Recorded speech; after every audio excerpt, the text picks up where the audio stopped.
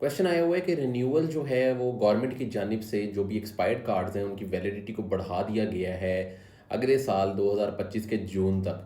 तो क्या इस पे यूरोप में ट्रैवल कर सकते हैं? तो देखें भाई, जहाँ पे उन्होंने इसको बढ़ाया है ना, कि हमने इसको बढ़ा के कर दिए 2025 जून तक, उसमें बड़ा बड़ा लिखा हुआ है कि सिर्फ वैलिड है नेशनल टेरिटरी के अंदर, यानी पुर्तगाल से बाहर इसकी वैलिडिटी नहीं है। पुर्तगाल के अंदर रहते हुए इसको वैलिड कंसिडर किया जाएगा।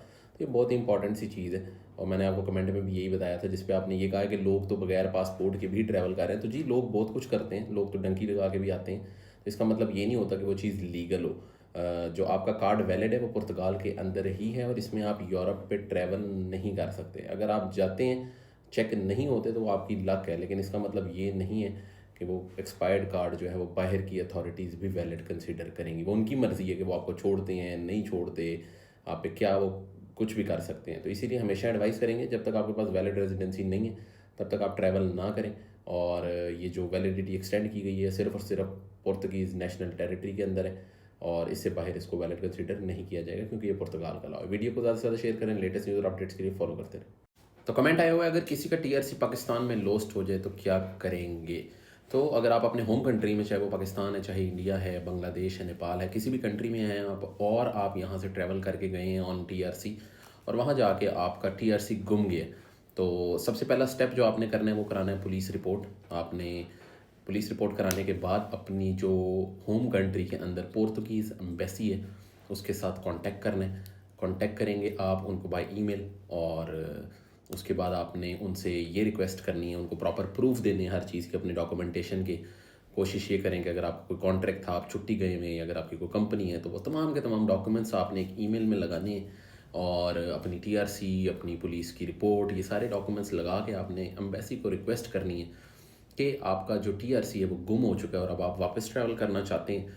तो उसके बाद क्या होता है, नॉर्मली एम्बेसी आपको अपॉइंटमेंट देती है। कुछ कंट्रीज़ में ऐसे होता है कि वो आपको ये कह देते हैं कि वीएफएस के थ्रू आप सबमिट कर दें अपने तमाम के तमाम डॉक्यूमेंटेशन, और फिर वो आपको एक वीज़ा इशू करते हैं, और उस वीज़ा पे आप ट्रैवल करके पुर्तगाल आ सकते हैं। पुर्तगाल आने के बाद आपने वैसे ही दोबारा सारा प्रोसेस करना है।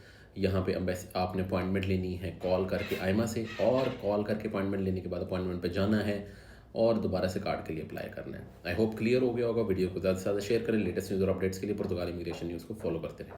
तो आज बात करेंगे आईमा स्पेशल सर्विसेज सेंटर, जो कि पूरे पुर्तगाल में आहिस्ता आहिस्ता ऑपरेट हो रहे हैं, और सेंटर्स की तादाद जो है वो बढ़ती जा रही है। पहले जो इनकी तादाद थी वो कम थी। सबसे पहले एक लिस्बन में ओपन हुआ था, और अब इस वक्त की तादाद जो है वो 20 सेंटर्स ओपन हो चुके हैं। 20 सेंटर्स काम कर रहे हैं। सबसे बड़ा सेंटर जो है वो है लिस्बन में।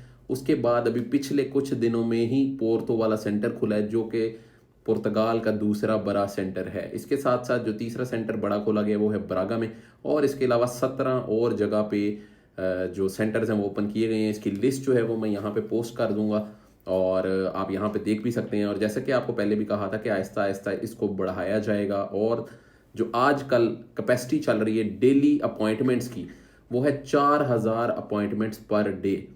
इसकी कैपेसिटी बढ़ा दी गई है। 4000 अपॉइंटमेंट्स डेली बेसिस पे डील की जा रही हैं, और कोशिश की जा रही है कि अगले साल के समर यानी जून तक ये जो पेंडिंग केसेस थे उनको रिजॉल्व किया जाए। अब बात ये है कि कार्ड नहीं आ रहे, तो जाहिर सी बात है प्रोसेस इतने ज़्यादा तादाद में हो रहे हैं कि उनके एनालिसिस करने के लिए भी मैन पावर चाहिए। तो आहिस्ता आहिस्ता आने वाले दिनों के अंदर वो भी स्टार्ट हो जाएगा। जो भी इस पर कोई लेटेस्ट अपडेट आएगी आपके साथ ज़रूर शेयर करेंगे। लेटेस्ट न्यूज़ और अपडेट्स के लिए फॉलो करते रहें।